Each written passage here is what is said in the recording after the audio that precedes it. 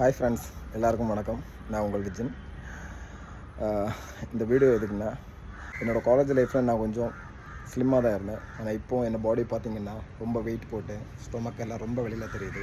So கொஞ்சம் பாடியோட வெயிட்டையும் குறைச்சி என்னோடய பாடியும் ஷேப் பண்ணலான்னு நான் பிளான் பண்ணியிருக்கேன்.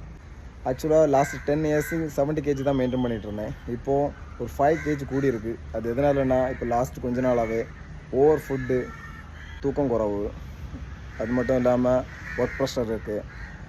இந்த மாதிரி விஷயங்கள்னால என்னோடய பாடியை என்னால் மெயின்டைன் பண்ண முடியல. ஸோ இந்த வெயிட்டை குறைக்கணும், பாடியை ஷேப்பாக வைக்கணும்னு சொல்லிட்டு திரும்ப ஒரு முயற்சி எடுக்க போகிறேன். சின்ன வீட்டில் இருந்துக்கிட்டே சின்ன எக்ஸசைஸ் மூலம் இதை பண்ணலான்னு இருக்கேன். நீங்களும் என்னோட ஜாயின் பண்ணுங்கள். சின்ன எக்ஸசைஸ் மூலம் நம்மளோட பாடியை ஷேப் பண்ணி ஃபிட்டாக இருப்போம், ஹெல்த்தியாக வாழ்வோம். ஹெல்த்தான சாப்பாடை சாப்பிடுங்க. பயிர் வகைகளும் கீரை வகைகளும் எடுத்துக்கோங்க. ஃபாஸ்ட் ஃபுட்டை அவாய்ட் பண்ணுங்கள். குழந்தைகளுக்கு ஃபாஸ்ட் ஃபுட்டு கொடுக்காதீங்க, அது அன்ஹெல்த்தி. நம்மளும் ஃபாஸ்ட் ஃபுட்டை அவாய்ட் பண்ணணும், ஹெல்த்தியான ஃபுட்டை எடுக்கணும்.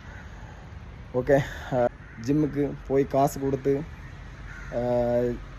ஜிம் எக்யூப்மெண்ட்ஸ் மூலமாக தான் நம்மளோட பாடி ஷேப் பண்ணணும் அப்படி கிடையாது.